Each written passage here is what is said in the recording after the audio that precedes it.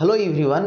आज की क्लास में डिस्कस करने वाले हैं इलेक्ट्रिक चार्ज एंड फील्ड, जिसमें टॉपिक होगा इलेक्ट्रिक चार्ज। ये चैप्टर फर्स्ट चैप्टर है 12th क्लास के फिजिक्स का, इंग्लिश मीडियम वालों के लिए है, जिसका फर्स्ट डे में आज डिस्कस करेंगे इलेक्ट्रिक चार्ज, इलेक्ट्रिक चार्जिंग का मेथड क्या होता है, यानी सिंपल समझिए आज इलेक्ट्रिक चार्ज के बारे में इंट्रोडक्शन दे। चलिए स्टार्ट करते हैं आज के क्लास को। तो फिजिक्स की जो 12th क्लास की सिलेबस है उस पर जरा फोकस करने के बाद, तो ये जो कंडीशन है 12th की फिजिक्स का, वो 3 यूनिट में डिवाइड है। फर्स्ट यूनिट है जो इलेक्ट्रोमैग्नेटिज्म के नाम से जाना जाता है, जो पूरा का पूरा एनसीईआरटी पार्ट 1 है, यानी ये एनसीईआरटी पार्ट 1 आपका पूरा रहे। ठीक है। सेकेंड यूनिट है ऑप्टिक्स और थर्ड यूनिट है मॉडर्न फिजिक्स। यानी कहने का मतलब हुआ कि ये जो है आपको दोनों ऑप्टिक्स और मॉडर्न फिजिक्स एनसीईआरटी के पार्ट 2 में देखने को मिलेगा। इलेक्ट्रोमैग्नेटिज्म में हीरो जो बनेगा, जिसके बारे में डिस्कस करेंगे, उसका नेम है इलेक्ट्रिक चार्ज। ठीक है। ये जो देख रहे हैं ऑप्टिक्स, जिसमें पढ़ेंगे लाइट के बारे में, और ये थर्ड जो देख रहे हैं मॉडर्न फिजिक्स, इसमें एटम एंड न्यूक्लियाई से रिलेटेड इसमें पढ़नी है। अब देखिए, इसमें फर्स्ट इंट्रोडक्शन तो होगा इसका, लेकिन इसमें बहुत सारे चैप्टर्स जो देख रहे होंगे, स्क्रीन को रोक करके भी देख सकते हैं। चैप्टर पूरा है जिसको डिस्कस किया जाएगा। इसमें बात करें तो ये जो चैप्टर है इलेक्ट्रोमैग्नेटिक वेव तक, ये इलेक्ट्रोमैग्नेटिज्म तक आएगा। और ये जो दोनों चैप्टर है ray optics and optical instrument, wave optics, ये दोनों आपका आएगा ऑप्टिक्स के अंतर्गत। और यहां से यहां तक जो भी आएंगे सभी के सभी होंगे आपका मॉडर्न फिजिक्स में। देखिए, फर्स्ट इंट्रोडक्शन करेंगे हम लोग यहां पे अब electromagnetism. What is electromagnetism? Electromagnetism is the branch of physics in which we study, ठीक है, about electric charge is called electromagnetism. यानी इलेक्ट्रोमैग्नेटिज्म में सिर्फ बताए कि कौन हीरो बनेगा, इलेक्ट्रिक चार्ज, इसी के बारे में हम लोग स्टडी करेंगे कि ये रेस्ट में होगा तो क्या इफेक्ट होगी, मोशन में होगा तो क्या इफेक्ट होगी, क्या सिचुएशन होगा, क्या क्रिएशन होगा। ठीक है, इन सब चीजों को डिस्कस करें तो वो होगा electromagnetism. Electromagnetism divided into 2 parts. एक होता है इलेक्ट्रोस्टैटिक्स, यानी चार्ज की 2 सिचुएशन होगी, एक रेस्ट होगा और एक मोशन होगा। मोशन वाली बात जब स्टडी करने लगेंगे तो वो डायनेमिक्स में माना जाएगा, और स्टैटिक यानी रेस्ट वाला बात स्टडी करेंगे, मैटर को स्टडी करेंगे, उसके फिनोमेना को स्टडी करेंगे, तो वो हो जाएगा उसका क्या चीज, तो वो हो जाएगा यहां पर, ठीक है, इलेक्ट्रोस्टैटिक्स।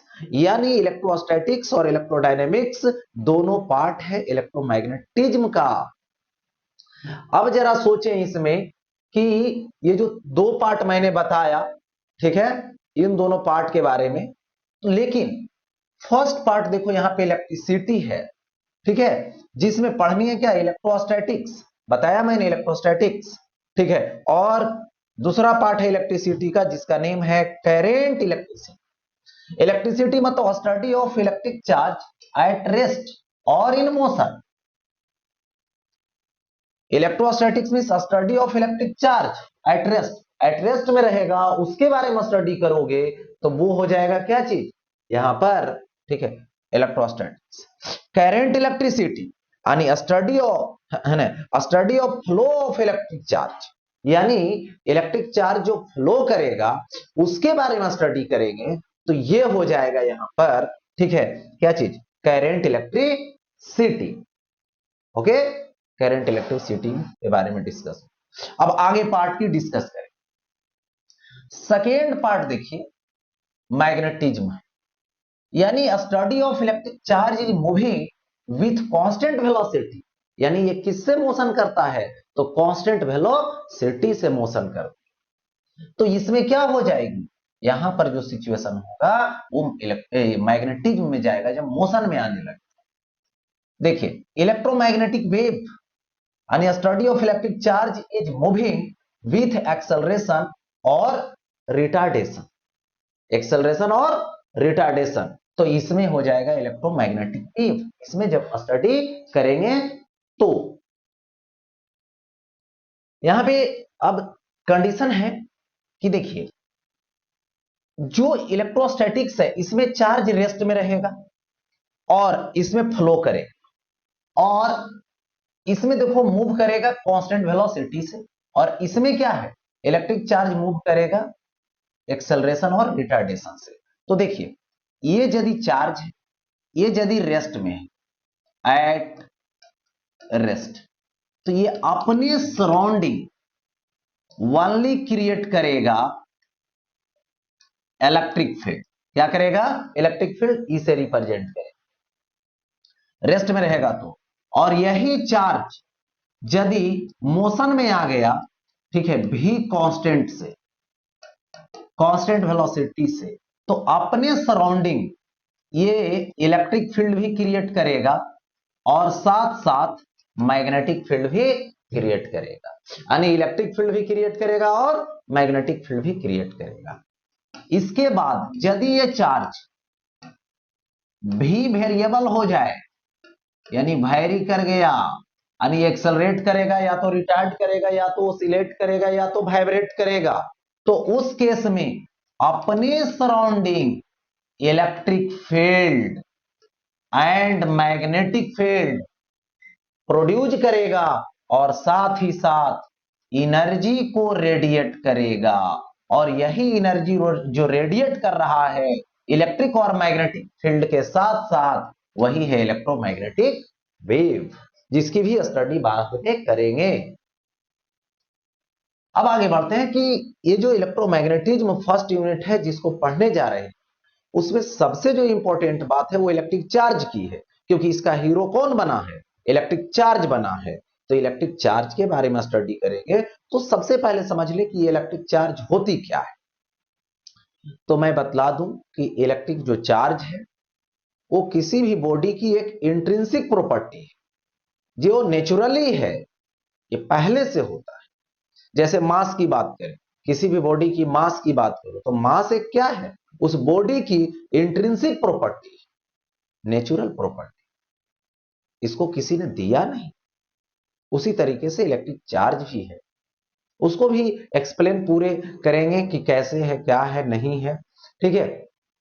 तो सबसे पहले यहां पे इलेक्ट्रिक चार्ज जो है वो है क्या, किसी भी बॉडी की एक प्रॉपर्टी है, मैंने बता रखा है कि वो कैसा प्रॉपर्टी है, तो इंट्रिंसिक है, ठीक है।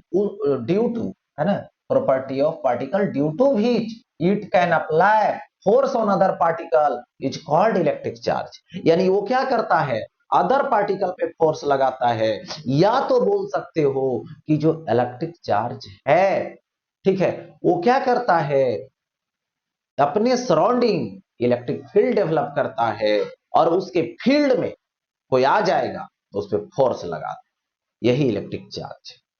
अब देखिए इलेक्ट्रिक चार्ज की विशेष कंडीशन पढ़ने वाले हैं। तो सबसे पहले देखिए ये जो इलेक्ट्रिक चार्ज है,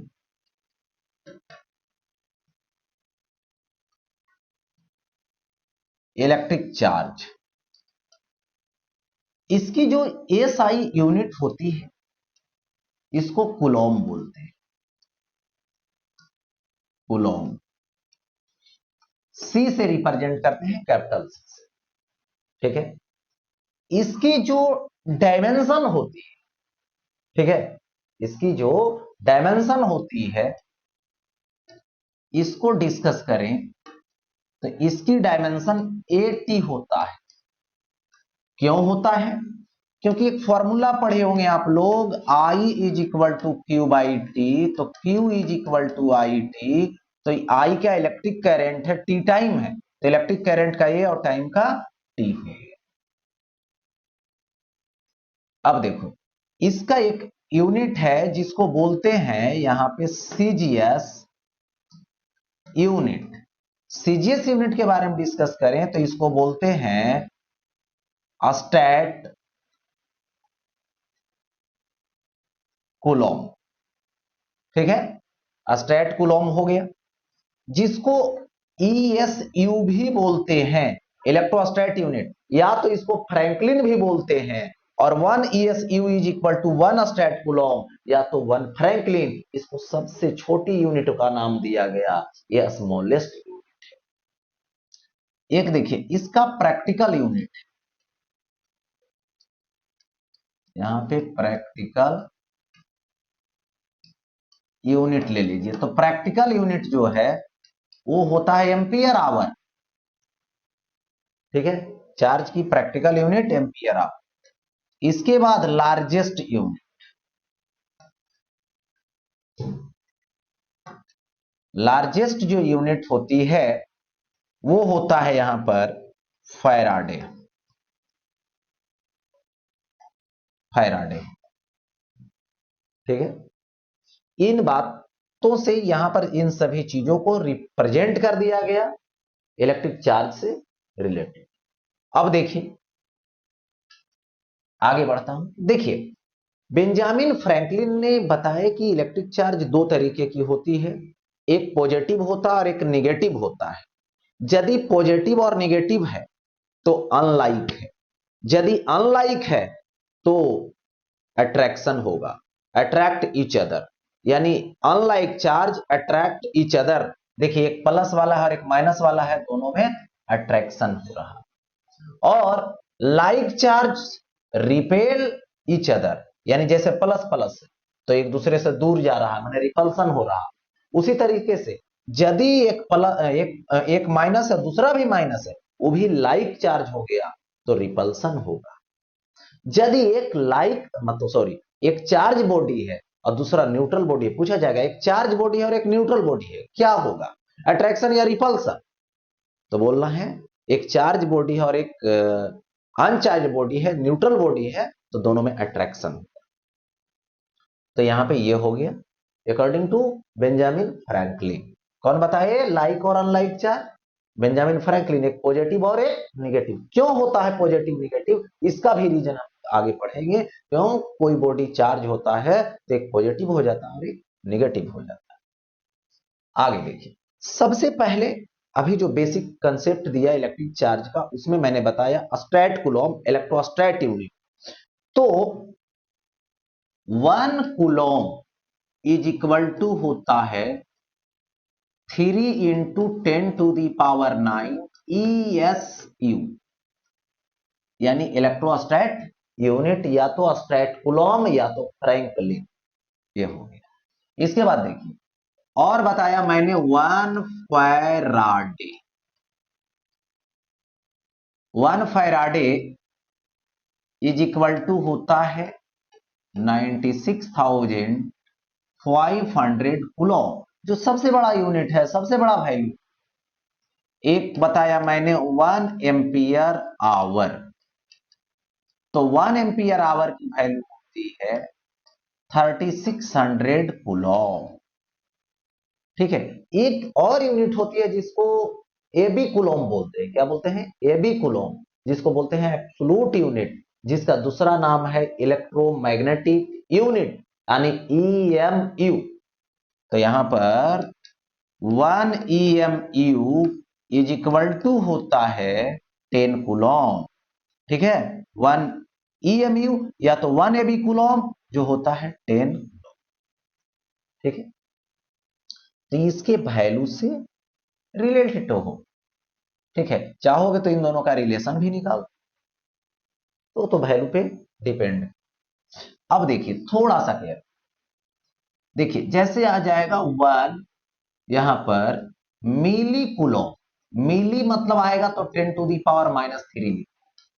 1 माइक्रो, इसको पढ़ते हैं माइक्रो, और कूलॉम तो 10⁻⁻6 कूलॉम। 1 नैनो कूलॉम यानी 10⁻⁻9 कूलॉम। 1 पिको कूलॉम तो 10⁻⁻12 कूलॉम। इस तरीके से वैल्यू ये याद रखें। ये हो गया। अब देखिए इसके बाद सबसे पहले अब डिसाइड करनी है कि चार्ज की प्रोसेस होगी। तो सबसे फर्स्ट स्टेप आता है कि इनवर्स में जितने भी बॉडी है सभी के सभी न्यूट्रलाइज्ड। इसको देखो प्रूफ करके दिखा देता। All body are neutralised because, उसका रीजन क्या है? तो सबसे पहले मैं बता दूं कि all bodies made by molecule, molecule made by atoms, atom made by fundamental particles electron proton and neutron.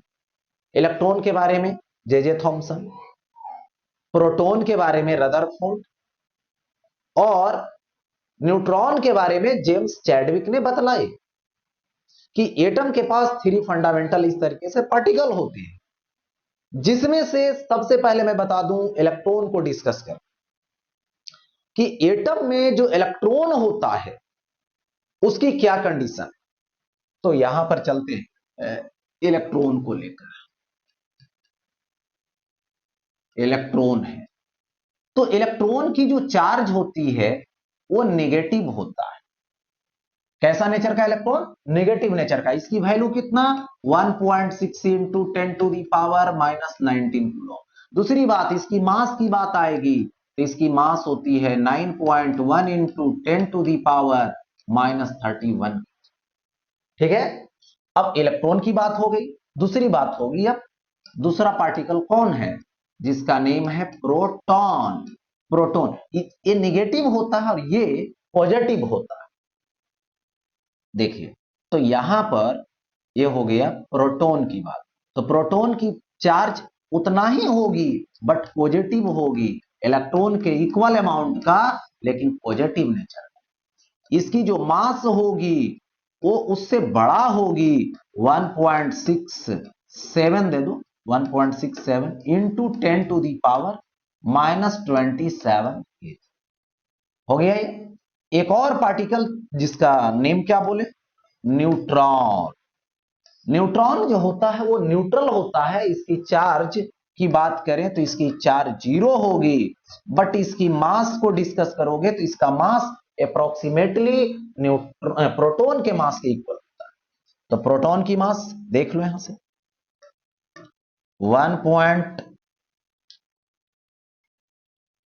यहां पे आ जाएगा 1.67 और 3 to 10 to the power minus 27 KG होगा, जो अप्रॉक्स है उसका। तो ये हो गया न्यूट्रॉन। इसके बाद आगे डिस्कस करता जिसका एक और पार्टिकल है। देखिए ये तो 3 हो गए एटम से रिलेटेड। एक और पार्टिकल परेशान करेगा आप लोगों को सवाल बनाने में, जिसका नाम है अल्फा पार्टिकल। ठीक है, तो यहां पे इसको ले लेते हैं अल्फा, ये सिंबल अल्फा पार्टिकल ले लेता हूं। देखिए अल्फा जो पार्टिकल है वो हीलियम का न्यूक्लियस है। तो हीलियम के न्यूक्लियस से ही आपको समझा देता हूं कि ये जो है न्यूट्रलाइज्ड है। उसी तरीके से हर बॉडी न्यूट्रलाइज्ड होता है। ठीक है, क्योंकि हर बॉडी का बेसिक कंसेप्ट कहां जाता है, उसके एटम के पास जाता है, और एटम ही जो है से न्यूट्रलाइज्ड है तो पूरा बॉडी क्या है, न्यूट्रलाइज्ड है। देखिए तो ये बता रहे हैं हीलियम का न्यूक्लियस है। चलिए हीलियम के बारे में समझिए। ये हीलियम है। हीलियम की जो एटॉमिक नंबर होती है वो 2 होता है, और इसकी जो मास नंबर होती है ये 4 होता है। ठीक है, तो यहां पे डिस्कस करूं कि जो हीलियम है उसमें उसका कितना एटॉमिक नंबर है, 2 एटॉमिक नंबर। यानी इस हीलियम की जो इलेक्ट्रॉन होगा, प्रोटॉन होगा, वो 2 होगा, क्योंकि इलेक्ट्रॉन की नंबर या तो प्रोटॉन के नंबर ही क्या है, एटॉमिक नंबर है। तो ये कितना होगा, 2 होगा। मास नंबर की बात करो तो मास नंबर जो होता है वो जेड ऐसे लिख सकते हो यहां पे, प्रोटॉन प्लस न्यूट्रॉन होता है। तो प्रोटॉन प्लस न्यूट्रॉन 4, तो n इज इक्वल टू भी 2 होगा। तो न्यूट्रॉन की वैल्यू भी कितना है, 2 है। ये हुआ। लेकिन अब समझिए, इस हीलियम का एटम है तो इसमें कितना प्रोटॉन? 2 प्रोटॉन। कितना इलेक्ट्रॉन? 2 इलेक्ट्रॉन। ठीक, तो जितना एक इलेक्ट्रॉन का नेगेटिव होता है उतना ही एक प्रोटॉन का पॉजिटिव होता है। तो 2 इलेक्ट्रॉन और 2 प्रोटॉन आ गए, तो दोनों मिलकर के जितना पॉजिटिव है उतना निगेटिव हो गया। और न्यूट्रॉन जो है उसका तो चार्ज ही नहीं है, तो वो क्या हो गया? न्यूट्रॉन न्यूट्रलाइज हो गया। और इधर ये दोनों मिलकर के न्यूट्रलाइज कर दे रहा। इसका मतलब टोटल चार्ज इसका क्या हो गया, है ना? प्रोटॉन की चार्ज +2e, इलेक्ट्रॉन की चार्ज -2e, जोड़ देते हैं तो 0। यानी हीलियम का जो एटम है वो न्यूट्रलाइज हो गया। ठीक है, अब देखिए यहां पे हमें हीलियम का न्यूक्लियस से बात करें, हीलियम के न्यूक्लियस के बारे में डिस्कस करें। अभी तो ये दिखाएं कि न्यूट्रलाइज हो गया, तो ऑल बॉडी का एटम न्यूट्रलाइज है तो ऑल बॉडी न्यूट्रलाइज जनरली। अब देखिए हीलियम का न्यूक्लियस, तो हीलियम के न्यूक्लियस में प्रोटॉन होता है और न्यूट्रॉन होता है, और ये जो ऑर्बिट होती है उसमें इलेक्ट्रॉन घूमता रहता है ऑर्बिट में। लेकिन यहां पर क्या है, अल्फा जो है वो हीलियम का न्यूक्लियस है, हीलियम का न्यूक्लियस है। तो हीलियम में प्रोटॉन होता है, न्यूट्रॉन, न्यूट्रॉन तो न्यूट्रल होता है, प्रोटॉन पॉजिटिव चार्ज से चार्ज होता है। तो इसमें कितना प्रोटॉन है? 2 प्रोटॉन। कितना न्यूट्रॉन? 2 न्यूट्रॉन। इसलिए इसका सिंबल दिया गया यहां पर He2+ चार्ज, क्योंकि हीलियम का न्यूक्लियस में 2+ चार्ज। ठीक है, तो इसकी चार्ज की यदि बात करें तो Q अल्फा +2e होगा, यानी +2 और इंटू 1.6 इंटू 10⁻⁻19 कूलम होगा। इसको क्या लिखोगे? +3.2 इंटू 10⁻⁻19 कूलम होगा। मास की बात करो तो यहां पर मास लेता हूं यदि, तो मास ऑफ अल्फा होगा 2 प्रोटॉन प्लस 2 प्रोटॉन का मास प्लस 2 न्यूट्रॉन का मास। और क्या मैंने बताया, न्यूट्रॉन का मास और प्रोटॉन का मास अप्रॉक्स है, तो इसको लिख सकता हूं 2mp प्लस इसको भी 2mp, यानी 4mp होगा। तो 4 इंटू एमपी, एमपी का वैल्यू 1.67, 1.6 अप्रॉक्स रख लो, 10⁻⁻27 kg, यानी इसको सॉल्व कीजिएगा तो 6.4 इंटू 10⁻⁻27 kg हो। यानी अल्फा जो है वो हीलियम न्यूक्लियस है, उसकी चार्ज इतना होती है। ठीक है, 2 इलेक्ट्रॉन का 2 प्रोटॉन का चार्ज और 1 प्रोटॉन का चार्ज मैंने यहां लिख चुका। इस तरीके से इसका मास भी करवा, तो ये जो है से इतना याद रखने की जरूरत है। ठीक है, अब देखो आगे बढ़ते हैं। अब आता है मेथड ऑफ चार्जिंग।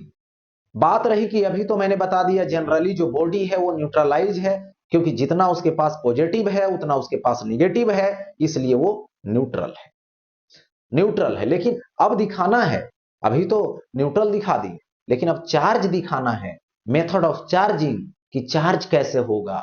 जो अभी 0 आ रहा है वो 0 नहीं आना चाहिए, वो कैसे हो, इसको डिस्कस कर। तो यहां पे सबसे पहले मैं बता दूं कि जो मेथड आने वाला है, ठीक है, वो फर्स्ट मेथड है बाई रबिंग, सेकेंड मेथड है बाई कंडक्शन, थर्ड मेथड है बाई इंडक्शन। यानी 3 मेथड है जिससे आप किसी भी बॉडी को चार्ज कर सकते हो। मतलब जो अभी 0 आ रहा है वो उस समय 0 नहीं आएगा। ठीक है, 0 नहीं आएगा, ये दिखलाना है। और फ्रैंकलिन जी ने बताया कि एक पॉजिटिव चार्ज होती है, एक नेगेटिव चार्ज होती है। तो यहां पर यह भी दिखाया मैंने कि इलेक्ट्रॉन नेगेटिव है और प्रोटॉन पॉजिटिव है। लेकिन अब दिखाऊंगा कि ये जो बॉडी है एक जो अभी न्यूट्रल है अभी, और इसको किसी बॉडी को पॉजिटिव और किसी बॉडी को नेगेटिव कैसे चार्ज करूं। उसकी मेथड फर्स्ट है बाई रबिंग, इसी पे डिस्कस करें। देखिए बाई रबिंग में होता क्या है, ठीक है, एक बॉडी को जब दूसरे बॉडी से रब करते हैं, जैसे देखिए यहां पे रबिंग को फ्रिक्शन भी बोलते हैं। तो यहां पर देखिए, एक ग्लास रड है और इस ग्लास रड को यहां पर सिल्क क्लॉथ है, सिल्क क्लॉथ से रब करते हैं। तो रब करने पर क्या होती है, इसको समझिए। ये जो ग्लास रड है वो इलेक्ट्रॉन को लूज कर देता है और ये जो क्लॉथ है वो इलेक्ट्रॉन को एक्सेप्ट कर लेता है, गेन कर लेता है। उस केस में ये जो रड है इलेक्ट्रॉन को लूज कर दिया तो ये हो गया पॉजिटिव चार्ज। इसको भी दिखाऊंगा कि पॉजिटिव क्यों इसको पॉजिटिव लिखे, इलेक्ट्रॉन को लॉस किया तो क्यों इसको पॉजिटिव लिखे। तो यहां पर क्लॉथ जो है वो क्या किया, नेगेटिव, इलेक्ट्रॉन को एक्सेप्ट कर लिया तो ये नेगेटिव चार्ज से चार्ज हो। तो ग्लास रड पॉजिटिव और क्लॉथ सिल्क नेगेटिव। देखिए अब यहां पर सबसे पहले बात है कि इलेक्ट्रॉन निकला क्यों, तब बताऊंगा पॉजिटिव निगेटिव क्यों। पहले से दोनों क्या था, न्यूट्रल था। पहले भी बता रखे कि ऑल बॉडी ऑलमोस्ट क्या होता है, जनरली क्या होता है, न्यूट्रल होता है, ठीक है, क्योंकि उसके पास जितना इलेक्ट्रॉन है उतना ही प्रोटॉन है। तो पॉजिटिव और नेगेटिव इक्वल होता है तो जीरो होता है, न्यूट्रल है, न्यूट्रल है। लेकिन ऐसा क्या हुआ कि ऐसा काम कर, देखिए होता क्या एक्चुअली, जैसे ही आपने एक बॉडी को दूसरे बॉडी से रब किया, अपने हैंड को ही रब करके देख लीजिए, जैसे रब करोगे कुछ देर के लिए तो देखना यहां हीट प्रोड्यूस होती है। किससे, ड्यू टू फ्रिक्शन, फ्रिक्शन से हीट डेवलप हुआ, ठीक है। और किसी को जब हीट मिलता है तो उसकी काइनेटिक एनर्जी बढ़ जाती है। जैसे आप टब में, है ना, पानी को गर्म कीजिए, गर्म कीजिएगा तो फील होगा तुरंत कुछ ही देर में कि उसके जो मोलिक्यूल्स हैं उसका मोलिक्यूल का मोशन होने लगा, उसमें काइनेटिक एनर्जी आ रहा है। तो वही इलेक्ट्रॉन काइनेटिक एनर्जी गेन करता है ड्यू टू फ्रिक्शन। किस फॉर्म में, पहले हीट के फॉर्म में, फ्रिक्शन हुआ, हीट डेवलप हुआ, हीट डेवलप हुआ, इलेक्ट्रॉन की काइनेटिक एनर्जी डेवलप होगी, पार्टिकल का, मोलिक्यूल का, है ना, काइनेटिक एनर्जी यहां पर डेवलप हो जाएगा उसके अंदर का। अब एनर्जी जैसे डेवलप हुआ काइनेटिक, तो अपने स्थान पे, अपने प्लेस पे रहना पसंद नहीं कर रहा। जैसी पसंद नहीं कर रहा है काइनेटिक एनर्जी डेवलप होने से, तो इलेक्ट्रॉन तुरंत एक बॉडी से दूसरे बॉडी में जंप कर जा रहा, ट्रांसफर हो जा रहा। तो जिस बॉडी से निकला उस बॉडी में क्या हो गया, डिक्रीज हो गया अमाउंट इलेक्ट्रॉन का, और जिसमें गया उसमें इलेक्ट्रॉन की ये जो अमाउंट है ना, वो इंक्रीज कर गया। इसलिए इसमें गया तो ये नेगेटिव हो गया और ये पॉजिटिव हो गया। यानी चार्ज दो तरीके की क्रिएट हो गया, पॉजिटिव और negative, according to Benjamin Franklin. अब देखिए इसको कितना चार्ज क्रिएट होगा इस पर डिस्कस करें। देखिए तो यहां पर सपोज कर लीजिए मेरे पास एक बॉडी है, एक बॉडी है जिस बॉडी का नेम ए है, और ये दूसरा बॉडी है, इस बॉडी का नेम बी है, ठीक है। अब देखिए इस बॉडी को मान लो सपोज दैट अभी स्टार्टिंग में ये तो न्यूट्रल है, यानी positive negative, positive negative, positive negative, positive negative, positive negative. क्या है, जितना पॉजिटिव है उतना नेगेटिव है। यानी इसको ऐसे भी लिख सकते हो, number of electron is equal to number of proton. तो जितना प्रोटॉन है उतना इलेक्ट्रॉन है, ठीक है। तो जितना पॉजिटिव उतना नेगेटिव, तो ओवरऑल क्या होगा, जीरो होगा। अभी न्यूट्रल है ये। उसी तरीके से इसके बारे में डिस्कस कर लो।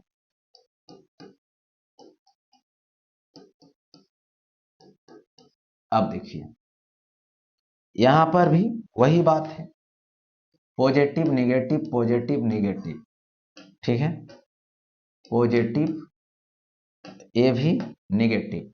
इसमें भी वही बात है, number of electron is equal to number of proton. अभी ये भी क्या है, तो यहां पर न्यूट्रल है, ठीक है। अब देखिए ये तो कंडीशन फर्स्ट हुआ, before rubbing, after rubbing, after friction. जैसे फ्रिक्शन करवाते हैं तो यहां से क्या हुआ, इलेक्ट्रॉन रिमूव हो गया और इस बी बॉडी में चला गया। तो सपोज कर लीजिए यहां पर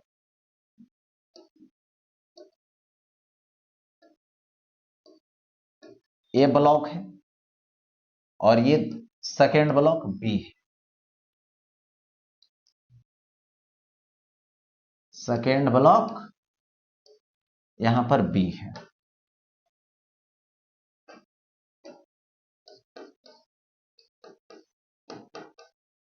positive positive positive positive positive positive positive positive. अब देखो सपोज कीजिए कि इसका जो इलेक्ट्रॉन था, ठीक है, इसका जो इलेक्ट्रॉन था यहां से निकल के इसमें आ गया। कब? जब रब किए तब। यहां से कितना इलेक्ट्रॉन चला है? तो 2 इलेक्ट्रॉन यहां से चला है, ठीक है, यहां से 2 इलेक्ट्रॉन गया है इसमें। अब 2 इलेक्ट्रॉन गया तो जरा इसके बारे में हम लोग डिस्कस करें। अभी इसमें क्या है, नंबर ऑफ प्रोटॉन ज्यादा है और इसमें किससे? इलेक्ट्रॉन से। इसमें क्या हुआ देखो, इसमें काउंट करके देखो तो इलेक्ट्रॉन का नंबर ज्यादा है, प्रोटॉन का नंबर यहां पर कम है, ठीक है। अब देखिए इसकी यदि चार्ज, चार्ज को क्यू से रिप्रेजेंट किया जाता है, जरा देखिए, plus minus neutral, plus minus neutral, plus minus neutral, plus minus neutral. तो ये 2 प्लस, यानी इसको लिखेंगे 2e, ठीक है। और इसमें देखिए इसका चार्ज की बात, तो इसमें plus minus neutral, plus minus neutral, plus minus neutral, plus minus neutral, plus minus neutral, ये दो दो जो है 2 निगेटिव चार्ज आया है, तो इसको -2e लिखें। यानी यदि यहां पे चार्जिंग की बात हुआ तो एक यदि बॉडी है अकेला रहता तो उससे इलेक्ट्रॉन को निकालना पॉसिबल नहीं था। इसलिए याद रखिएगा, एक बॉडी को कोई कहेगा चार्ज कर दो तो पॉसिबल नहीं, आइसोलेटेड बॉडी को चार्ज करना पॉसिबल नहीं है। एक बात। दूसरी बात, यहां पर देखा जाए कि इस बॉडी में क्या चार्ज है, तो है पॉजिटिव और निगेटिव है। जितना पॉजिटिव है उतना निगेटिव है, बस फर्क यह है कि दोनों को ऐड करके उसमें टोटल करते हैं तो 0 हो जाता है। नॉर्मली वो न्यूट्रल है, लेकिन चार्ज है तो हाँ है, टोटल चार्ज, नेट चार्ज। अब देखो यहां से तो 2 बॉडी की जरूरत है, एक लेने वाला और एक इलेक्ट्रॉन को देने वाला, तभी चार्ज पॉसिबल है। अब यहां से देखो Q is equal to plus 2e हो गया, ठीक है। और Q is equal to plus 2e जब दिए, इसका माइनस, तो यहां लिख दूं direct Q is equal to plus minus 2e। Plus कौन? जो दे रहा है, जो लॉस कर रहा है वो प्लस, और जो गेन कर रहा है वो क्या लेंगे? माइनस। इसलिए रिमूव होगा तो प्लस, गेन होगा तो माइनस। 2 इलेक्ट्रॉन की बात। उसी तरह से 3 इलेक्ट्रॉन होता तो प्लस माइनस 3, 4 इलेक्ट्रॉन होता तो प्लस माइनस 4e, तो उसी तरीके से n इलेक्ट्रॉन होता तो प्लस माइनस ne लिखते। जहां पे Q क्या है, तो इलेक्ट्रिक चार्ज है। Q क्या है? यहां पे इलेक्ट्रिक चार्ज है, ठीक है। E क्या है? तो E का amount, magnitude 1.6 into 10 to the power -19 coulomb. इसके बाद N क्या है? तो नंबर ऑफ इलेक्ट्रॉन है जो ट्रांसफर हुआ या तो गेन हुआ। प्लस क्या है? तो पॉजिटिव रिप्रेजेंट कर रहा है, कब? जब ट्रांसफर हुआ। माइनस का मतलब कब? जब गेन हुआ तब, ठीक है। तो इस तरीके से यहां पे कंडीशन हो, चार्जिंग की मेथड हो गई। अब देखिए यहां पे सपोज कीजिए कि हमारे पास एग्जांपल में एक ब्लॉक है, इस ब्लॉक से 10 to the power 12 electron remove हो गया है। क्या हो रहा है? रिमूव हो रहा है। तो इसकी चार्ज की बात की तो रिमूव हो रहा है तो प्लस माइनस यानी बेसिक कंसेप्ट होगा, लेकिन रिमूव हो रहा है तो Q इज इक्वल टू क्या लगाएंगे? प्लस लगाएंगे, N लगाएंगे, N का वैल्यू 10 टू दी पावर 12 लगाएंगे, इलेक्ट्रॉन लगा देंगे यहां, ठीक है। तो इलेक्ट्रॉन की जो वैल्यू है इसको पुट कर दें तो इसकी वैल्यू आ जाएगी 1.6 इंटू 10⁻⁻19 कूलम। सोल्व कीजिएगा तो ये तो प्लस में आएगा, 1.6 होगा इंटू 10⁻, देखिए बेस सेम तो power same, sorry power add हो तो ऐड कर दीजिए, यहां पे 12 है, ऐड कीजिएगा कितना -19, तो सॉल्व करके लिखिएगा प्लस 1.6 इंटू 10⁻, ऐड कर रहे हैं लेकिन माइनस में है तो प्लस माइनस माइनस हो जाएगा तो -7 कूलम आ जाए। ठीक है। उसी तरीके से यदि नेक्स्ट एग्जांपल दे दिया जाए कि ये ब्लॉक है और इस ब्लॉक में 10⁻6 इलेक्ट्रॉन ऐड हो रहा, अब इसकी चार्ज काम की formula basic Q is equal to plus minus N, लेकिन ऐड हो रहा है, प्लस को छोड़ेंगे माइनस को पकड़ कर ले चलेंगे क्योंकि ऐड हो रहा। एन का वैल्यू 10⁻6 1.6 इंटू 10⁻⁻9 माइनस में होगा 1.6, पावर बेस सेम है, पावर ऐड करेंगे लेकिन माइनस हो जाएगा -13, 6 और -19 है तो इतना कूलम आएगा। तो इन सवालों को ऐड करेंगे इलेक्ट्रॉन को तो इलेक्ट्रॉन बढ़ गया यानी ऐड हो रहा है, गेन हो रहा है तो निगेटिव, रिमूव हो रहा है तो इलेक्ट्रॉन कम गया यानी पॉजिटिव। नेक्स्ट अब चलते हैं, देखिए how many electrons are removed from a body then the body is charged by 1।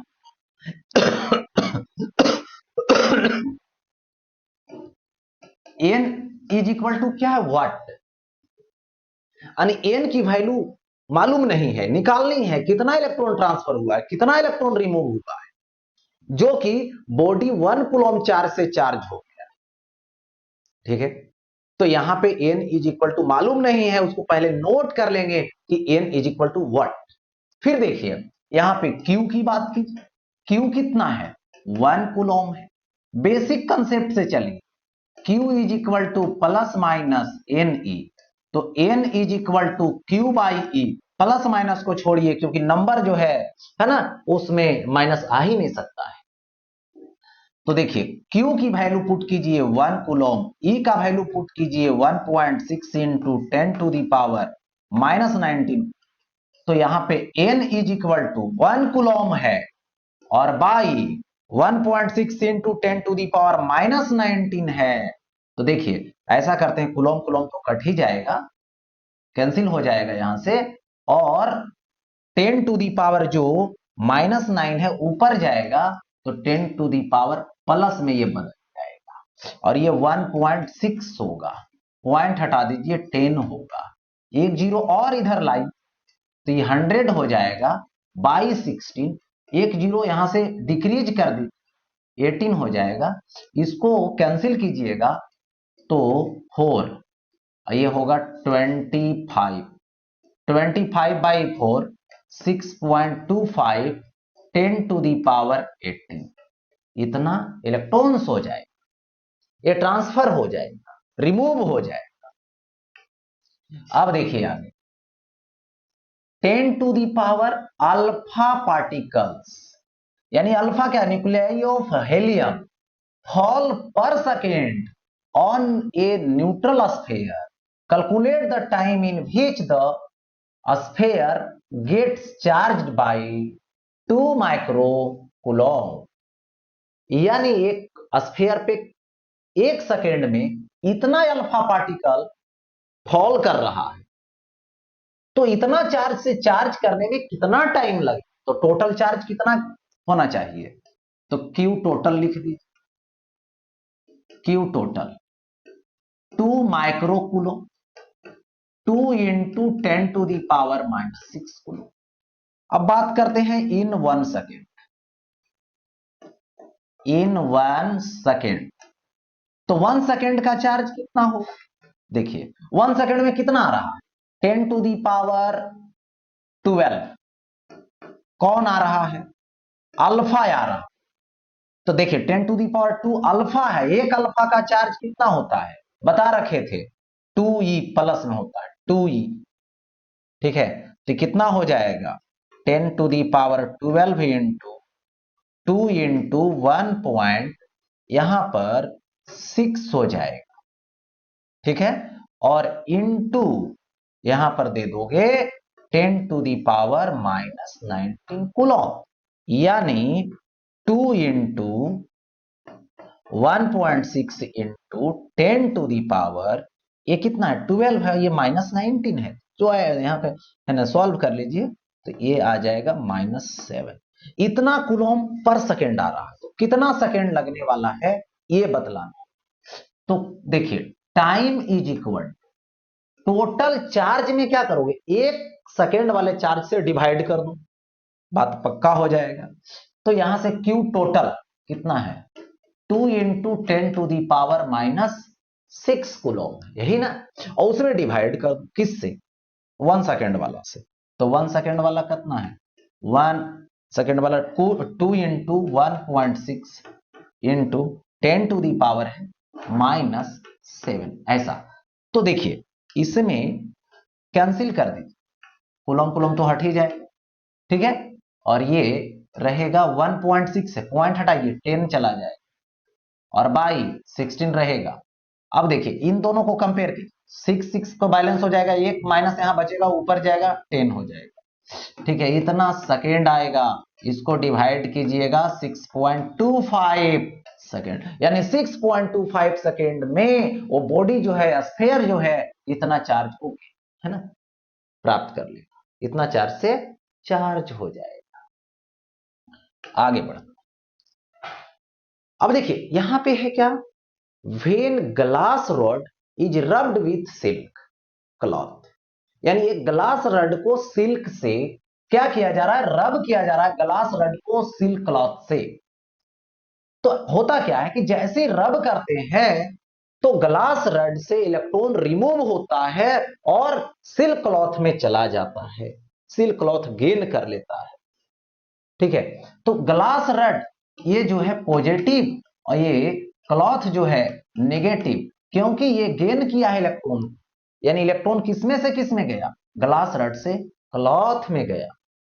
तो पूछा जाएगा ये तो पॉजिटिव ये तो निगेटिव, अब देखिए यहां पे ऐसा दे दिया है, और जिसमें इलेक्ट्रॉन जाएगा वो निगेटिव तो हो ही गया। When plastic rod is rubbed with silk cloth, यानी प्लास्टिक का अब रड लिए हैं, सिल्क का क्लॉथ है वही क्लॉथ है, लेकिन प्लास्टिक रड इलेक्ट्रॉन को गेन करता है, अभी इलेक्ट्रॉन सिंपली वे में क्लॉथ से निकल के प्लास्टिक में जाने वाला है।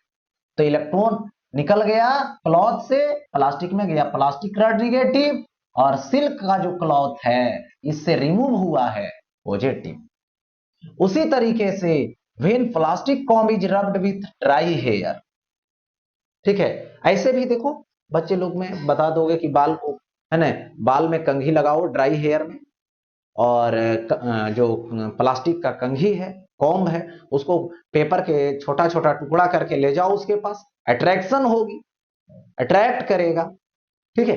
तो यहां पे देखिए रब करने से होता क्या है, प्लास्टिक कॉम्ब को रब करते हैं ड्राई हेयर के साथ, तो रब करते हैं तो ये जो ड्राई हेयर है उससे इलेक्ट्रॉन रिमूव होता है, यानी ड्राई जो हेयर है उससे इलेक्ट्रॉन रिमूव हो गया, तो कैसा चार्ज से चार्ज, नेगेटिव पॉजिटिव चार्ज से चार्ज। प्लास्टिक की जो कॉम्ब है वो इलेक्ट्रॉन को लूज नहीं किया, गेन किया, तो इस केस में ये कैसा हो गया, नेगेटिव चार्ज से चार्ज।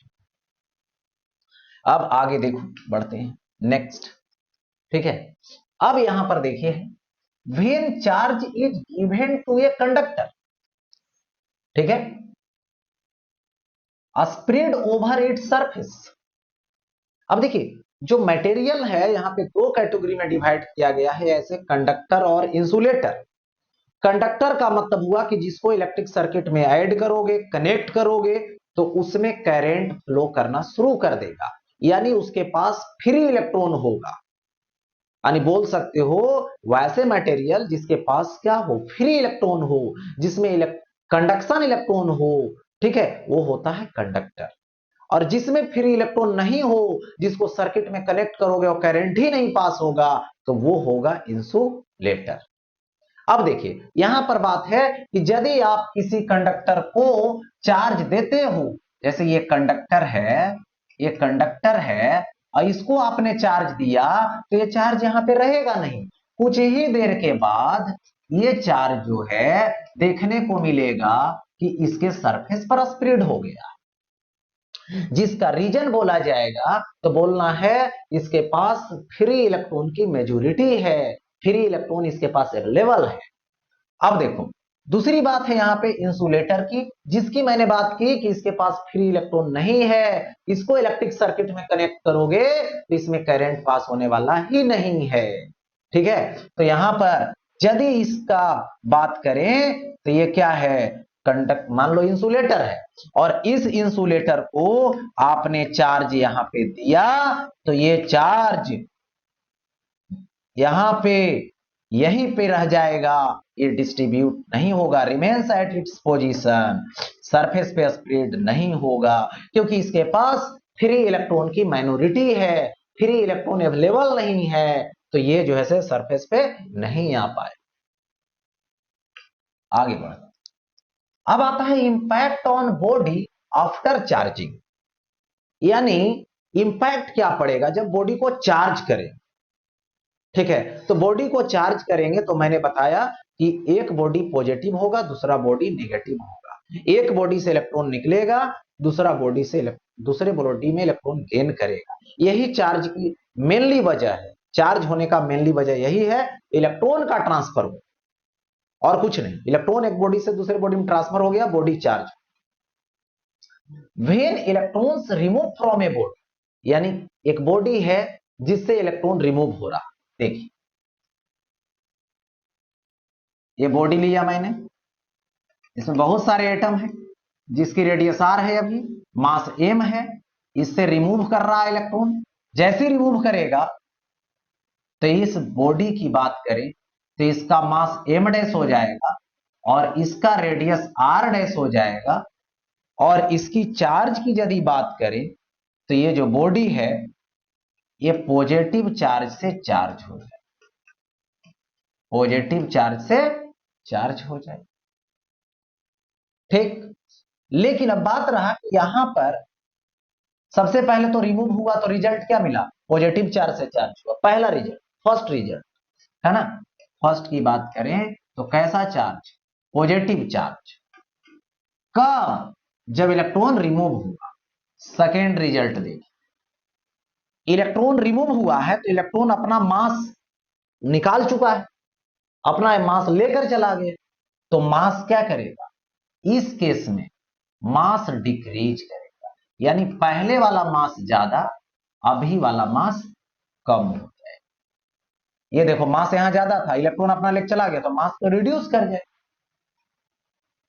थर्ड बात करने वाले हैं साइज की, साइज इंक्रीज करे, क्यों इंक्रीज करेगा, plus plus plus plus plus, हर प्लस वाला एक दूसरे को रिपेल करे, जैसे रिपेल करेगा तो क्या होगा, साइज एक्सपेंड होगा, एक्सपेंशन होगी, तो पहले का रेडियस छोटा होगा, अभी का रेडियस बड़ा हो जाएगा, ये बात।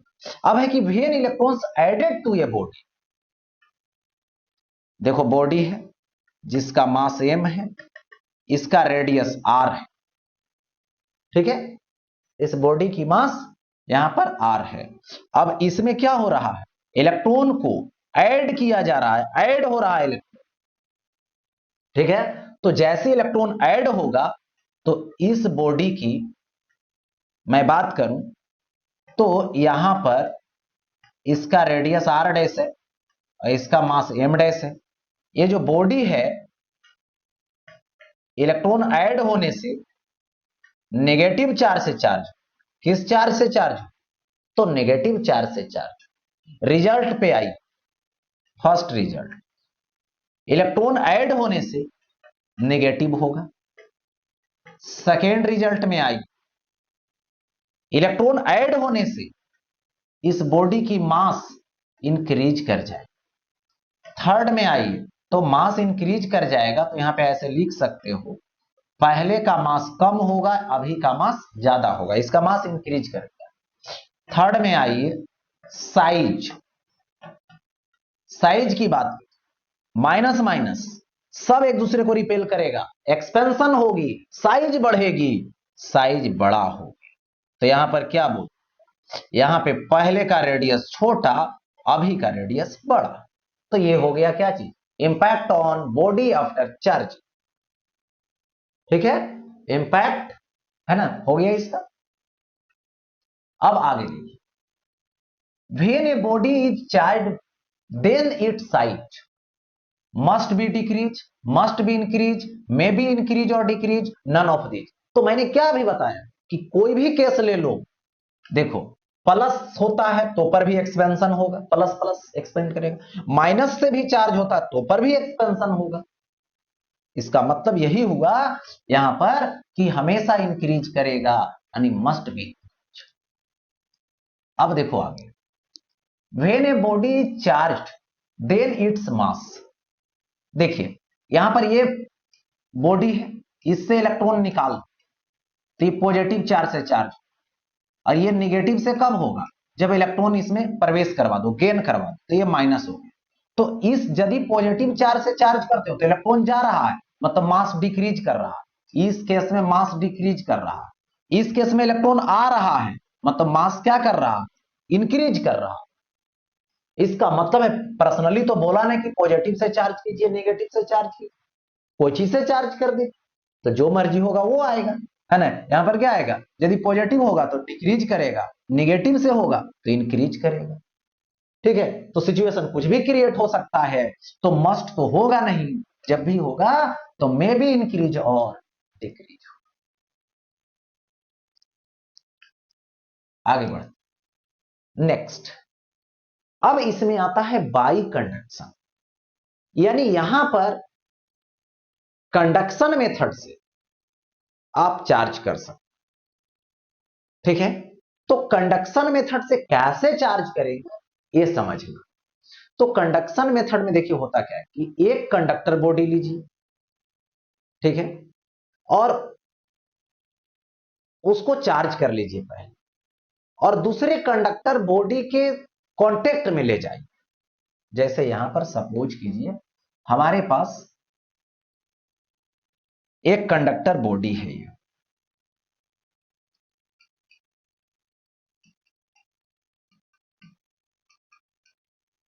ठीक है, कंडक्टर बॉडी है जो कि न्यूट्रल है, न्यूट्रल है, जितना पॉजिटिव है उतना नेगेटिव है। और इसके कांटेक्ट में क्या किया गया, यहां पर एक चार्ज रड लाया गया कांटेक्ट। ठीक है, ये चार्ज रड है कांटेक्ट। जैसे यहां पे चार्ज रड लाए हैं, एक चीज और देख लीजिए, ये न्यूट्रल है, तो इसका जो इलेक्ट्रॉन्स है, फ्री इलेक्ट्रॉन्स, क्योंकि कंडक्टर है ये बॉडी, इस कंडक्टर बॉडी का जो फ्री इलेक्ट्रॉन है उस पर ये अट्रैक्शन फोर्स अप्लाई कर रहे हैं, क्योंकि ये पॉजिटिव है तो नेगेटिव को अट्रैक्ट की। तो यहां से देखिए, ये जो देख रहे हो, सपोज कर लीजिए कि इसका एक इलेक्ट्रॉन और एक और, दो इलेक्ट्रॉन को ये अट्रैक्ट, और अट्रैक्ट हुआ, इससे इसमें चला गया, यही है कंडक्शन। ठीक है, अब देखो इससे इसमें फ्लो कर जाएगा, रिमूव हो जाएगा। अब दोनों को साइड कर दे, तो साइड जैसी करोगे, देखिए, तो यहां पर प्लस प्लस प्लस प्लस हो गया, और यहां से दो इलेक्ट्रॉन आ चुका है, टू इलेक्ट्रॉन आ गया। और इस स्फीयर की बात करें तो देखिए, अब क्या हुआ, दो इलेक्ट्रॉन तो चला गया, तो दो इलेक्ट्रॉन जब चला गया,